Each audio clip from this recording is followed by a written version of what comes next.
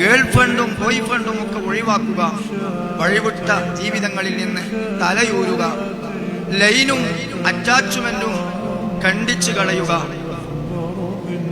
Mobile ഫോണിലെ അബദ്ധസഞ്ചാരങ്ങൾ അവസാനിപ്പിക്കുക, സെക്സും blue ഫിലിമും സിനിമയും കാണൽ നിർത്തുക. ജീവിതത്തിൽ എവിടെയൊക്കെയോ ഓളം തല്ലി, എവിടെയൊക്കെയോ വഴിവിട്ട ജീവിതം ജീവിക്കുന്നുണ്ടോ, ഈ സഭയിൽ നിന്ന് മക്കളെ നിങ്ങൾ തീരുമാനമെടുക്കണം, ഞാൻ അതിൽ നിന്ന് പൂർണ്ണമായും ഒഴിഞ്ഞു നിന്നോളാം. കാരണം ഒഴിഞ്ഞു നിൽക്കാതെ ജീവിക്കാനാണ് തീരുമാനമെങ്കിൽ ഈമാനില്ലാതെ മരിച്ചു പോകും എന്നത് നിങ്ങൾ മനസ്സിലാക്കണം. ഞങ്ങളെവിടെ ഉണ്ടായിരുന്നു ഒരു ക്യാമ്പസ് അസംബ്ലി. അവിടെ പല വിഷയങ്ങളൊക്കെ ചർച്ച ചെയ്തു. പക്ഷേ ഇതൊന്നും അവര് പറഞ്ഞില്ല എന്ന് നാളെ പരലോകത്ത് വെച്ച് കണ്ടുമുട്ടുമ്പോൾ ആരും പരാതിപ്പെടണ്ട.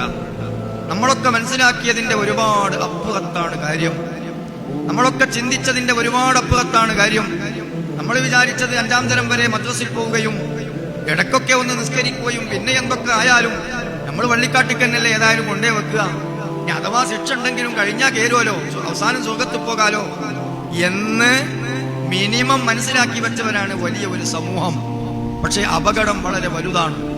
മുസ്ലിം പേരുള്ളവർ മരിക്കുമ്പോൾ അവരെല്ലാവരും മുസ്ലിങ്ങളായിട്ടല്ല മരിക്കുന്നത്. മുഅ്മിനായി മരിക്കുന്നവർ എല്ലീ ലോകത്താണ് സംഗമിക്കുക.